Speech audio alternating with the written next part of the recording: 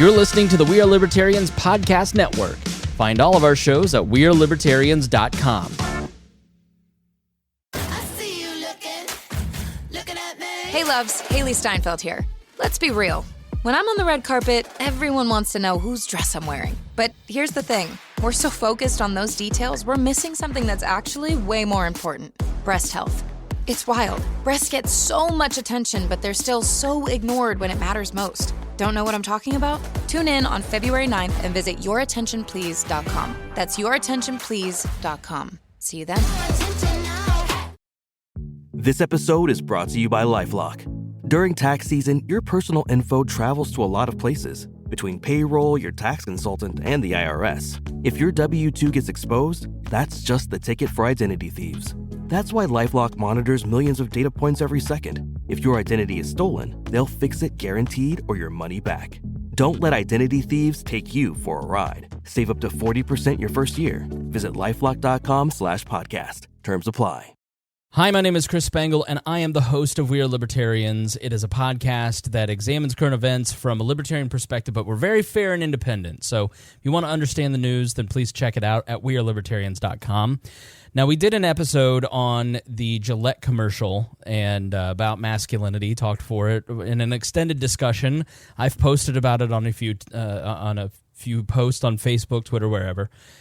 And I wanted to just dive into it in a different way and actually break down the commercial itself, because one of the annoying things about these sorts of topics in society are that everybody looks at it through their own bias and they post from their own bias, but it never seems like they actually sit down and watch something like this and break it down.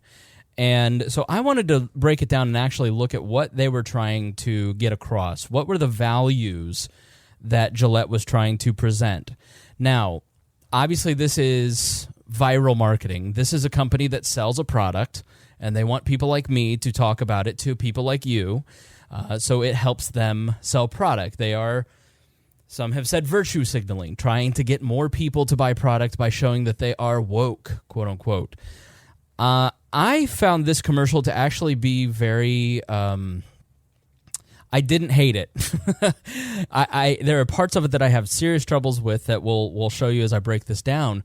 But in totality, it really is a message of personal responsibility, and I don't know why so many people are jumping on this particular commercial when so many of the values are probably things that they themselves, the people who would disparage this particular commercial, they would espouse some of these virtues, like fatherhood, like respect, justice, and so let's jump into it. So you have to look at it through the lens that this is a commercial and this is a corporation. Now, corporations, according to the Supreme Court and according to most people, corporations are free to speak in whatever way they'd like, and they have the ability to donate to political campaigns. So if you're a person who does not think that Gillette has the right to put out an advertisement, or as they call it, a short film about a particular piece of societal commentary that they care about, then you probably should be consistent and say that corporations should not donate to your favorite campaign. I personally would not like corporations to donate to political campaigns, but I'm working...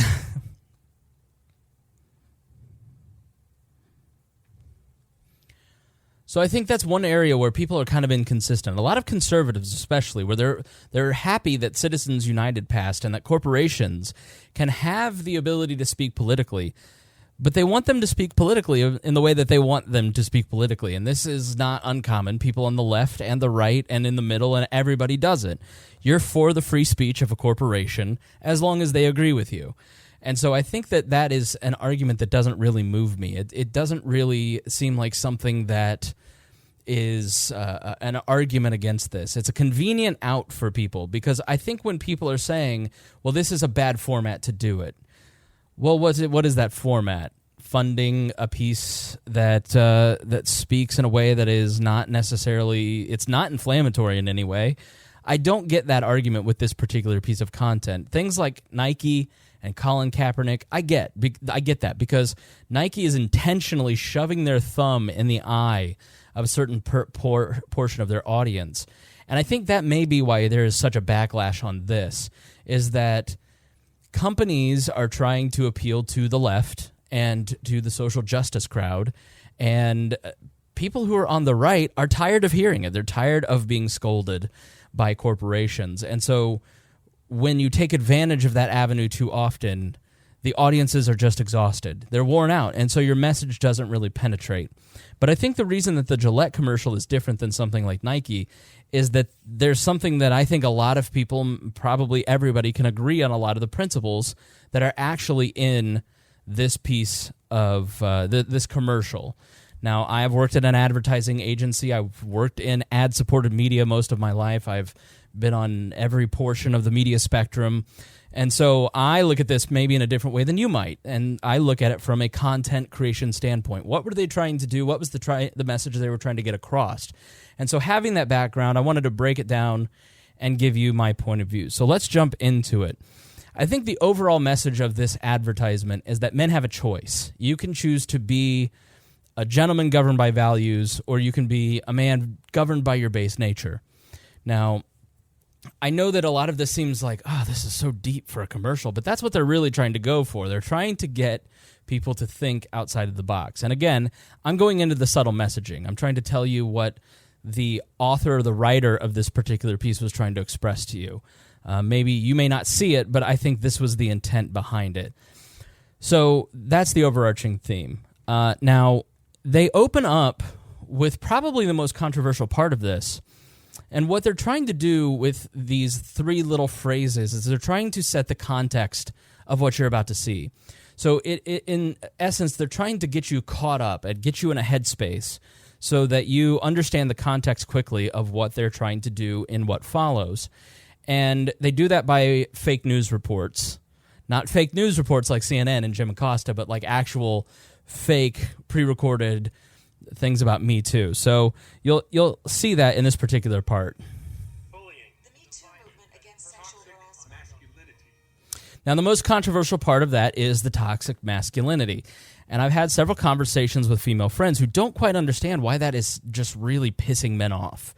And I think you have to think about it in terms of, not in logical ways. So I think when people hear toxic masculinity, especially maybe if you're a female, you think of it in terms of feminism, and this is a set of behaviors, and you think about it very logically. But the way that men experience that word is really the same way, and not across the board, but generally, as the way that women experience the B word or the C word. It's said at a time where the messenger is trying to get across an emotional wound, and it's usually in a public forum, so there's a piece of public shaming to it.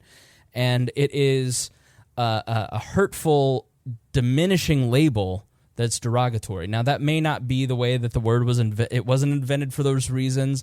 There are many good things about the word toxic masculinity in the fact that it is trying to capture a small segment of a group of males who act in a way that is not helpful to society, right? That's the logical way of thinking about it. But that's not how men experience it.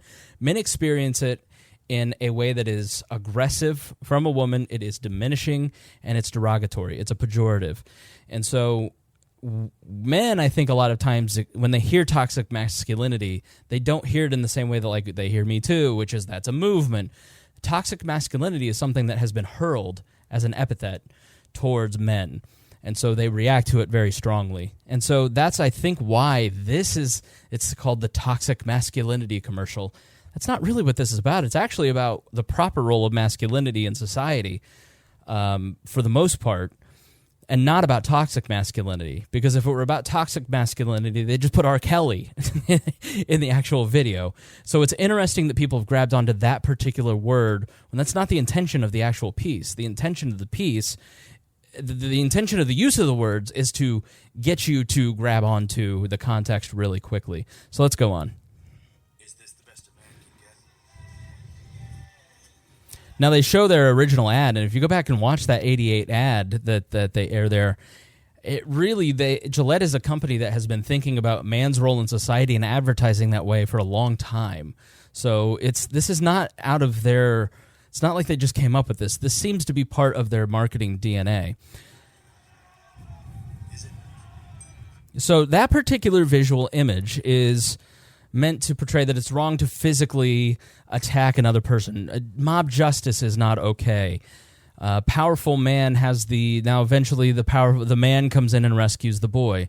But the underlying value here is justice, that mobs aren't supposed to chase people, and a powerful man can eventually help a powerful boy if he so chooses.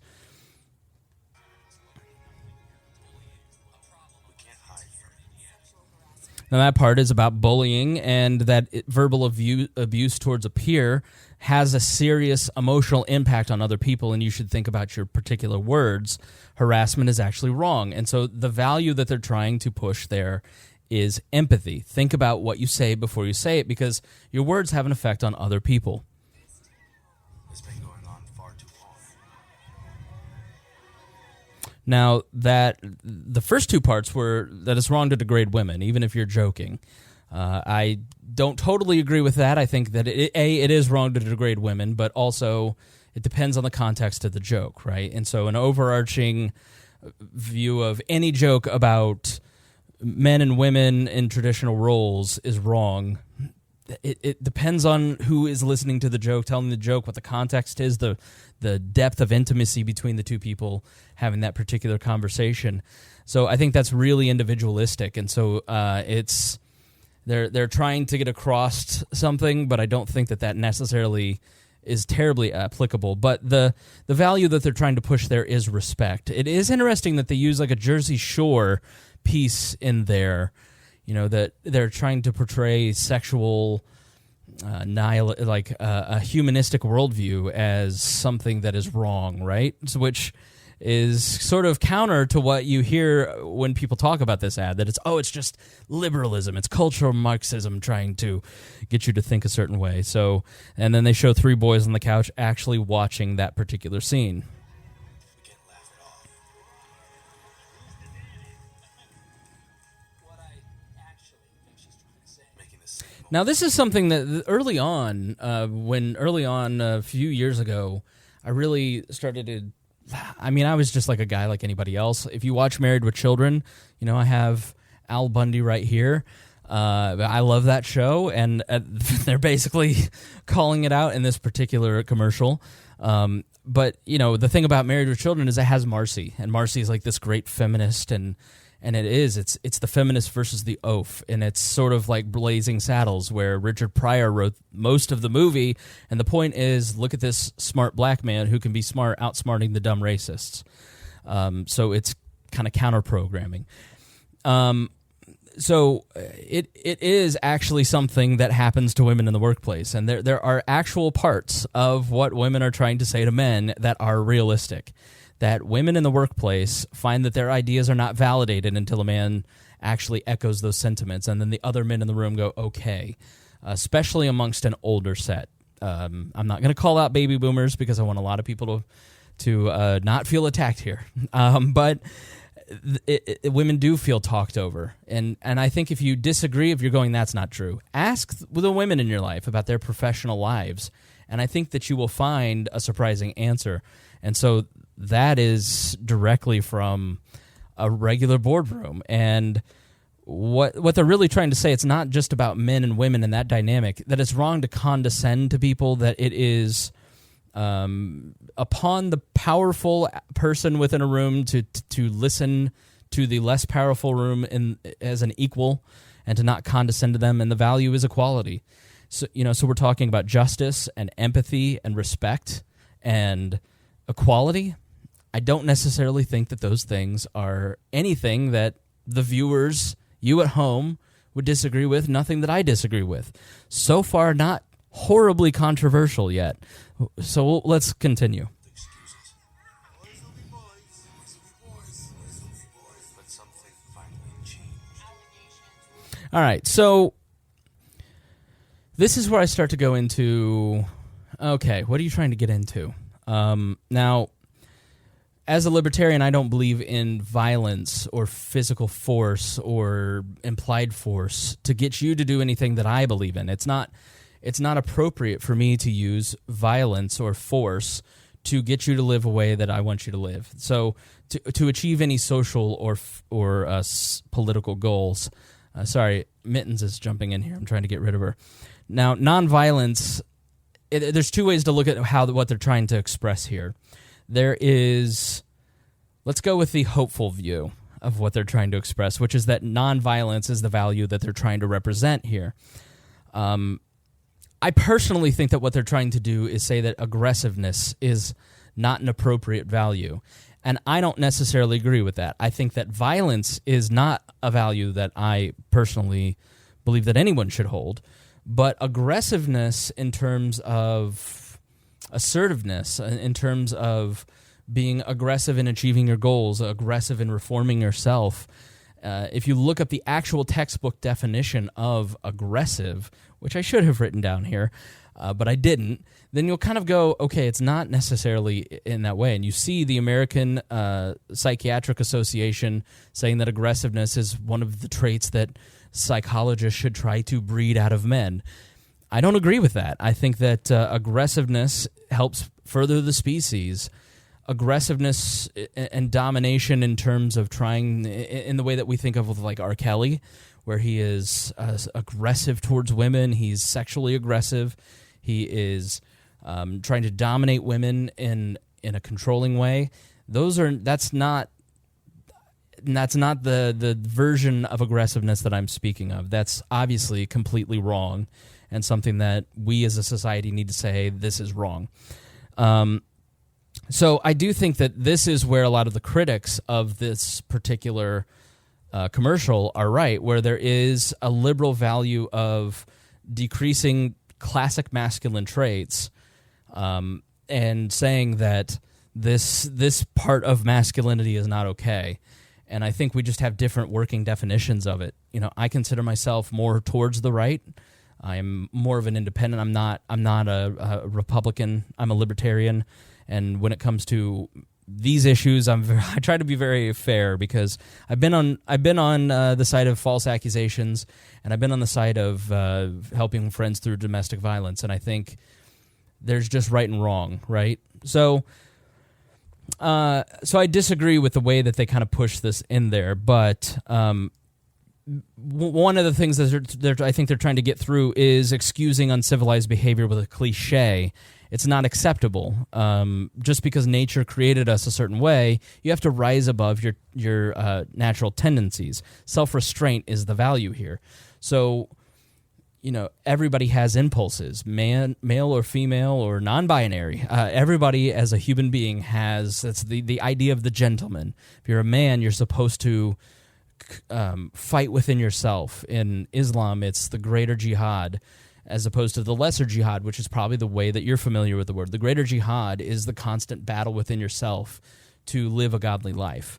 And that, I think, is the more positive interpretation of what they're going for. Now, so it is telling that they go to the host of the Young Turks. I think that it is very fair for the right to point out that there's a small, subtle piece of programming that you're using her particular face instead of maybe Wolf Blitzer or other people. So let's continue on and continue to watch this.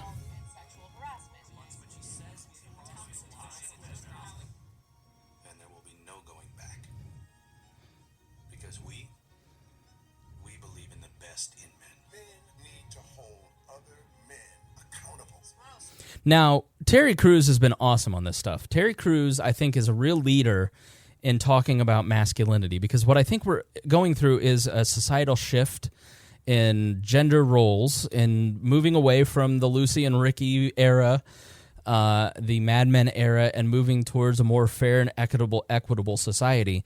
And I think that when you look at gender roles from the viewpoint of equality, justice, fairness, then you start to, maybe not even fairness as much, because you're never going to get everything fair, but respect may be the value that I was looking for there. You start to find a lot of agreement. When you start getting into men are the oppressors and women are the oppressed, that's when you start to lose people like me and other men who are willing to listen and willing to negotiate on these norms, but not willing to be subjugated. And the problem for both the male side and the female side of the debate around modern gender norms is that the most extreme voices are leading the conversation. And that's one of the reasons that I like Terry Crews, is that he's sort of that middle ground guy. And, his message is, I don't think what they're trying to get by what they're signaling there is not accountability, even though he says accountability. It's courage. So if you're in a situation where ethics and morals are being bent or broken, are you willing to step in and fight for justice or whatever particular value that is being violated there?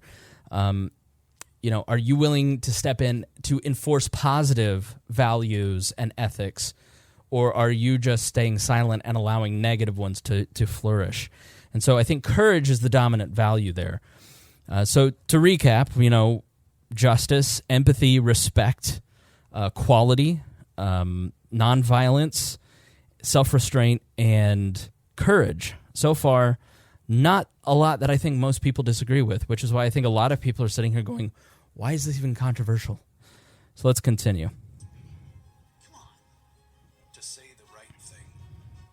To act the right way. Not cool. Not cool. All right, so here's where I really go, okay, this is where the Meninists are starting. I'm starting to see their point.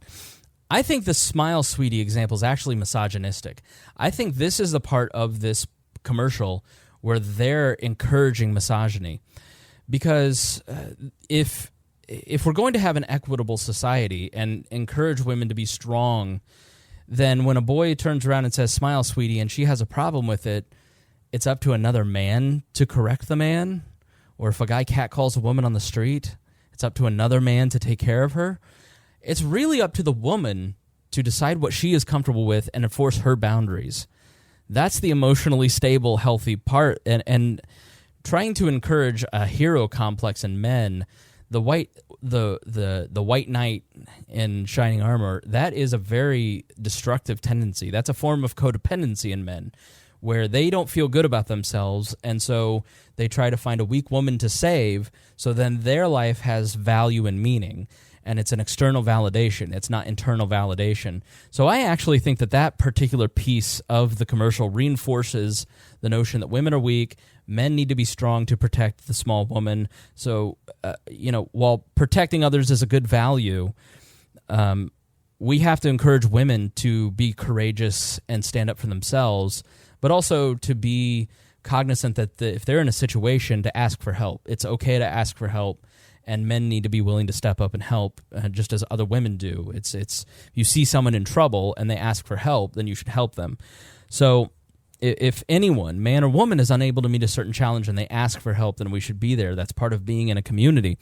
So the same with the second part. It should also be noted, and this has largely been pointed out on sort of like by the Paul Joseph Watsons of the world, that many of the perpetrators in this video are white men, and many of the heroes are people of color, right? And so there's two ways you can look at that. You can look at it like, oh, the left is just trying to say all white men are the devil, and they're the ones catcalling women, and it's up to the brave black and Hispanic men of the world to save society. You could look at it that way, but you could also look at it as this is a commercial maybe geared towards people of color, saying you have to participate in this as well, right? So I think there's a couple different ways to look at that, and obviously I haven't seen an interview anywhere with the people who put this thing together or what their meaning was. I'm just guessing, right? I made that clear, I think, but I don't necessarily think to jump to the conclusion that white man bad. I think that's a little too knee jerk. So obviously, diversity in the creative arts is predominant, so it's easy to understand that. But it also could be geared at an audience of color and encouraging certain values in those communities. So I don't know who made the ad. It could be. Who knows? So anyways, but there could be a subtle piece of programming there where white men are bad, but we don't know that. So it's kind of hard to jump to a conclusion. Now we jump into smaller clips, and the values that are represented here are peacemaking between the guys on the street getting into a fight, fatherhood, and just courage when the man stands up in front of the other NPC fathers, non-player character. Look up the meme if you're not familiar with it. He stands and runs to break up the fight. Some already are. In ways big and small. I am strong. But some is not enough. That's how we treat each other, okay? Now, I wanted to comment on the boys beating each other up. Aggressiveness and roughhousing, these are important things that, it's just ingrained in us. And one of my favorite things was wrestling with my dad. It's part of being a man, is that physicality. And if they're trying to say that that's bad, then I disagree with that particular thing. But I also think we need to think of it in terms of violence. Like, I have a nanny friend, Sarah, and she was telling me how funny it is to train 3-year-old boys to walk up and say, "May I hit you?" Yes. And so if we're ever going to get to a place in society where we stop looking to the state to use violence to force others to live as we want them to live, then you have to start young. That's why a lot of parents have stopped spanking. It's like, if I don't want my kid to be violent, then I can't say violence is wrong, don't hit your sister, while I'm spanking you. Now, that's what every parent has to wrestle with, those questions. I'm not a parent. So I don't know where I come down on it, but you could look at this particular, if we're looking at this and trying to look at it with the benefit of the doubt, that could be one message that they're trying to get across here. Because the boys watching today will be the men of tomorrow. So I really liked that part. I think that's a really... I think each of us need to be aware, not just men, but women and anyone in any setting. People are watching you and watching what choices you make, not just your children, but that when you're living around your children, the programming of them watching your choices is more powerful than hearing your words. So you have to, I think, reminders about the power of setting an example in the world is not necessarily a bad thing. Some of the other values that I think that you could see in this are dependability, reliability, commitment. Maybe not in this, but I think in terms of manhood, within this kind of context, dependability, reliability, commitment, open-mindedness, compassion, motivation, positivity, and service to others. The man running to break up the fight with the boys, the powerful man breaking up the fight with the powerless boy. He's doing a service to this boy. He's rendering justice because he has the power to do so, and he's making the choice, and he's leaving a positive impression on his son. So let's watch the very end here, which I don't think a lot of people got to. It's only by challenging ourselves to do more that we can get closer to our best. We are taking action. So it ends with a reminder that men must be leaders, that you have to model values to the next generation. Every man has to challenge themselves, and through individual responsibility, we can change society. So I just look at people like Ben Shapiro saying this is a very dumb, stupid commercial, and then after the commercial plays, he completely trashes it and says all of the things, what we need to teach men is all of the things that I just outlined: personal responsibility, motivation, compassion, respect. I just wonder if people actually watched this with an open mind to see what the values that they were trying to put forth, because in my mind, a lot of these are really important values that are an important part of being a man. And I think men are very sensitive to these things because we are rightly we're not rightly, I'm saying we're rightly feeling like we're blamed for a lot of problems in society. There was an article out talking about how Wall Street has less women, and so therefore it's the lowest ranked in terms of popularity. It's like, okay, so men bad, women good. We get it. As a millennial male, I have been raised to be tolerant and open-minded, but at the same time, I don't feel that a lot of times I've been treated with the same. I'm very willing to negotiate these new social norms and live on these values. And I think in a society, we have to start talking about what we agree on instead of what we disagree on. And angrily getting mad at a commercial that you didn't even watch seems stupid when you could bond with your wife and the women on your Facebook feed and the men on your Facebook feed by talking about justice and empathy and respect and personal responsibility and positivity and service to others. These are values that we all share as human beings. And men, I think, instead of getting mad at these things and getting sensitive about these things and feeling like we're on the receiving end of a bad rap, we have to stop ceding that ground to the more extreme voices on either side. The SJW guys who just think all toxic masculinity needs to be destroyed, and what that means is just a version of masculinity.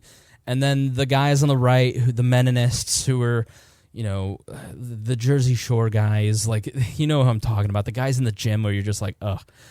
And I think men who've put values first need to start standing up and use moments like this as teaching tools to start talking about the values that we find important and start implementing these in our own lives, taking steps to make changes in our lives, in our family, in our community, because I really think that the women in our lives are looking for men to be leaders and not in the way that it's like a misogynistic patriarchy. They're looking for men to have value in themselves, value in their family, value in their work, pride in themselves, and actually just kind of care instead of going home, checking out, playing fantasy football, playing video games, ignoring duties that need to be done around the house, ignoring our wives and our kids, playing on our phone.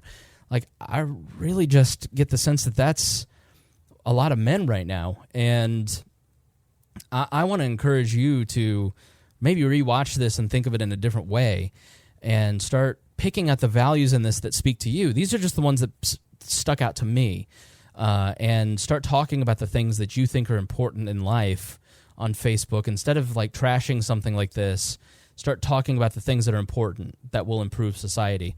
So you can hear more about this at WeAreLibertarians.com, at any place you get podcasts, on YouTube, our Facebook page, our Twitter. You can find a link there. You can follow me on anything.